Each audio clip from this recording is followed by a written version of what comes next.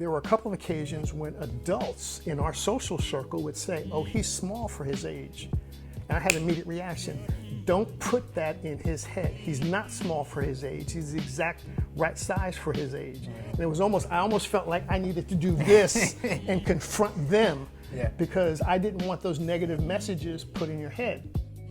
I'm Marcus Biddle, and this is Making Space for Black Health, a series about people and places that promote Black health and well-being. Michael Hannon has written a new book called Black Fathering and Mental Health. It aims to amplify the voices of Black dads and to help them communicate their mental health needs and challenges while raising children. Michael sat down with his father, Reverend Byron Hannon, to talk about their relationship and Black fathering.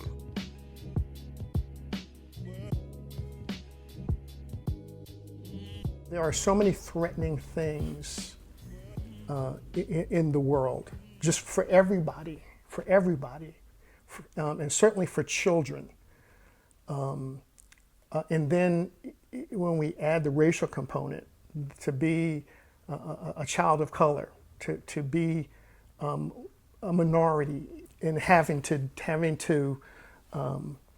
be confronted with without understanding the implicit biases that people come at you with. Mm-hmm. And as a result, that's often internalized in a very negative, unhealthy way, because you start to see yourself if there's no intervention in a negative light. Intuitively, I believed that if it wasn't about you excelling, it was about you being present, and for people to know who you were.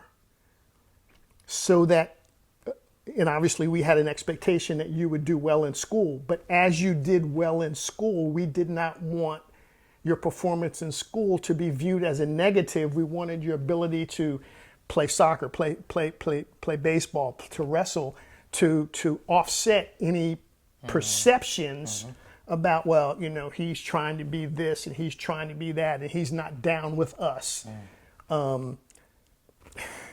It's an unfortunate part of the sociology that a lot of us have lived through. It's so interesting because when I think about being a father and a Black father specifically, I think about our own experience and you and Mom deciding to settle in Willingboro. We had Black teachers, we had Black coaches, we had Black clergy, and so the folks who were most visible, administrators in the schools, the folks that were most visible were Black folks. If I felt like an outsider, it was maybe because I was shorter or because I like soccer versus playing basketball. But there were still tons of Black soccer players. The differences between my K-12 or K-8 experiences as compared to my children's K-8 experiences is that I don't know that they ever had a Black teacher. They sure have not had a Black principal. And so helping orient my children to racialized experiences and do the things that you talked about earlier of helping them literally make meaning. What does this mean? What does this mean that I'm not being called? What does this mean to see a student engage to see a white student or a white presenting student engage in a behavior and see another Black or brown student do the same thing and the Black or brown student get unduly punished in ways that the white student or the white presenting student didn't do that? It's going to happen. Period, point blank. And so what is it that we can do to help protect, provide, and prepare them to maintain some sense of mental and emotional wellness in spite of the reality that those things we know are going to happen? Those are things that I remember trying to walk my kids through, having a healthy sense of racial identity in addition to spiritual identity and emotional wellness. So those are the things that I remember.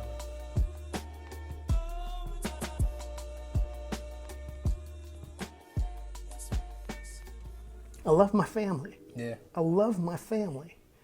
And I think my father missed out on so much because the only times that he would see you and Steph and Leah was on those occasional weekend visits when we would just make the ride down and stay for a couple of days.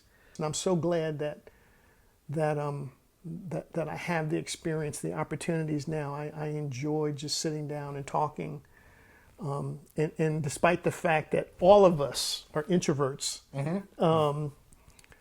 including my grandchildren, we somehow manage to have meaningful conversations. I talk every now and again like, oh, I'm gonna take a job and go down to the Southeast. I want to get a job somewhere where it's a little warmer.